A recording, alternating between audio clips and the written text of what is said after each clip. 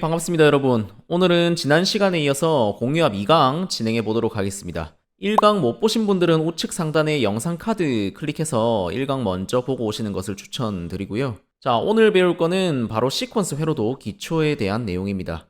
여러분들이 공유합 실기 시험을 칠 때 이 시퀀스 회로도라는 것을 해석할 줄 알아야 되고, 공유합 기능사의 경우는 직접 짤 줄도 알아야 됩니다. 그래서 해석을 하기 위한 기초를 오늘 배워보도록 하겠습니다. 자, 먼저 접점에 대한 설명을 드리겠습니다. 시퀀스 회로도의 가장 기초가 되는 부분이고요. 오늘 딱 세 가지만 알고 가도록 하겠습니다. 첫 번째는 A 접점, 그리고 두 번째는 B 접점, 세 번째는 C 접점이라고 하는 건데, 얘는 나중에 따로 설명을 드리고, 먼저 A 접점, B 접점에 대해서 설명을 드리겠습니다. 자, 이쪽에 기호가 두 개가 있죠. 왼쪽에 있는 게 A 접점이고요. A 접점, 오른쪽에 있는 게 B 접점입니다. 자, 공합의 기초에서는 여기 있는 이 선들이 공기가 흐르는 관로라고 제가 설명을 드렸죠. 근데 전기에서는 이 선들이 전류가 흐르는 케이블이라고 생각하시면 됩니다. 케이블. 자, 그래서 예를 들어서 위쪽을 플러스라고 가정하고 아래쪽을 마이너스라고 이렇게 생각을 했을 때 전류는 위에서 밑으로 흐르겠죠. 그래서 이렇게 전기가 흐르는 모습을 생각하시면 될 것 같고요. 자, 근데 지금 보시면은 여기 이렇게 전선이 케이블이 끊어져 있죠. 그러면 당연히 전류가 가다가 흐르지 않게 될 거고요. 자, 그래서 이거를 열린 접점이라고 표현을 합니다. 열린 접점.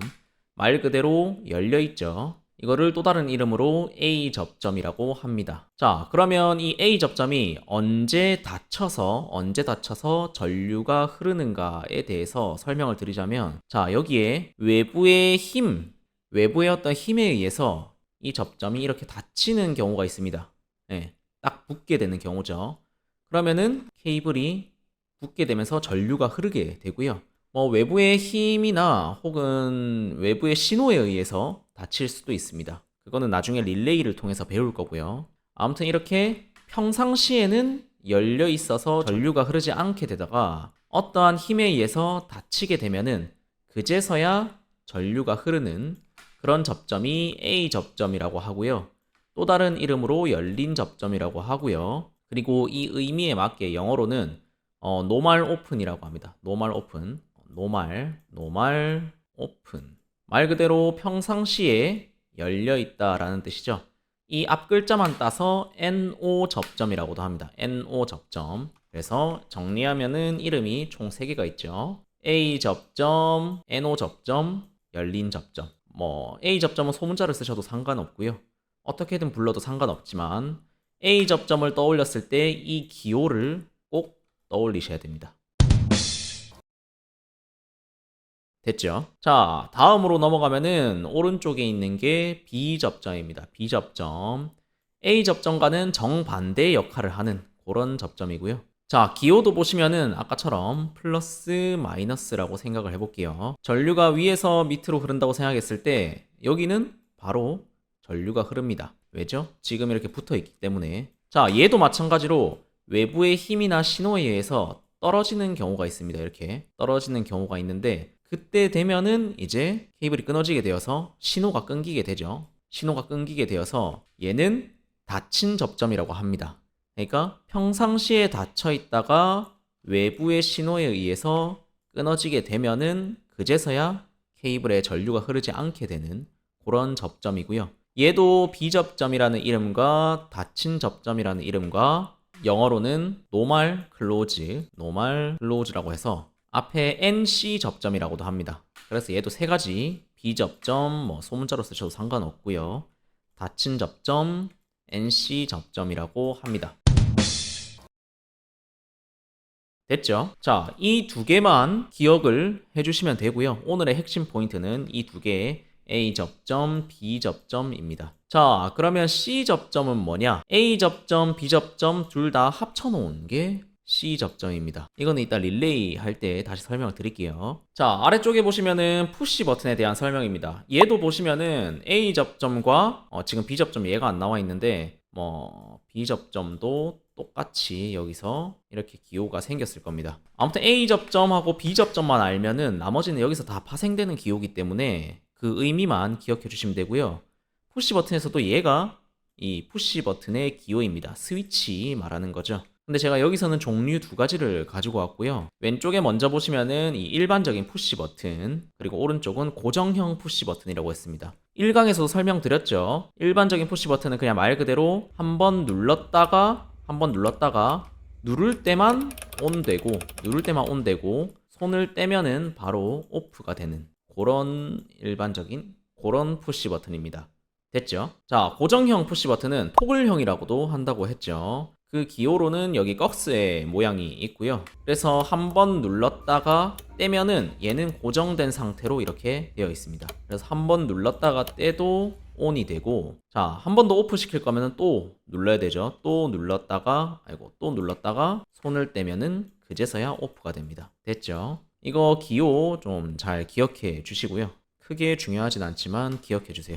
자, 그래서 푸시 버튼까지 했고, 리밋 스위치 한번 볼게요. 리밋 스위치. 공유압에 대해서 처음 하시는 분들은 리밋 스위치에 대한 이 의미가 좀 잘 와닿지 않으시겠지만, 일단은 A 접점, B 접점 관점에서 먼저 보자면은, 얘도 어떤 외부에 의해서 이 힘을 받으면은 평상시에 열려 있다가, 그러니까 평상시에는 전류가 흐르지 않다가 외부에 의해서 힘을 받게 되면 그제서야 연결되어서 뭔가 전류가 흘러서 작동이 되는 그런 접점이고요. 얘는 닫힌 접점, 위에 똑같죠? B 접점. 그래서 외부의 힘을 받으면은 그제서야 얘가 떨어지게 되어서 전류가 끊기게 되는 그런 접점이고요. 얘도 이따가 이거는 좀 나중에 예제할 때 또 설명드릴게요. 그래서 당장은 A 접점, B 접점에 대해서 그런 의미만 생각을 해주시면 되고요. 자, 다음은 릴레이입니다. 릴레이에 대해서 간단히 설명드리면은, 자, 아까 이런 식으로 그림을 하나 그려드릴게요. 자, 이런 식으로. 그리고 코일은 뭔지 아시죠? 이 얇은 쇠 줄을 이렇게 돌돌돌 감아가지고 플러스 마이너스 이 전류를 흐르게 하면은 자기장이 생깁니다. 자기장. 그러니까 자석이 되는 거죠. 이 전기를 이용해서 자석을 만드는 거를 전자석이라고 하죠. 이러한 코일 옆에다가 이 접점을 놔둡니다. 자, 여기 보시면 얘는 A 접점이죠. A 접점. 그러니까 평상시에 이렇게 열려 있습니다. 즉, 전류가 통하지 않게 되겠죠. 근데 오른쪽에 있는 코일을 작동시키면은 왼쪽에 있는 A 접점이 이렇게 붙게 됩니다. 이 전자석에 의해서 이 쇠로 된 이 철판을 당겨서 붙게 만듭니다. 붙게 만들면은 그제서야 전류가 흘러서 위에가 플러스 아래가 마이너스라고 가정을 했을 때 전류가 흘러서 뭔가 어떤 동작을 하겠죠. 램프면 불이 켜지고 실린더면 전진을 하고. 자, 그러면은 반대로 지우고, 자, 그러면은 반대로, 자, 이렇게 B 접점을 만들어 볼게요.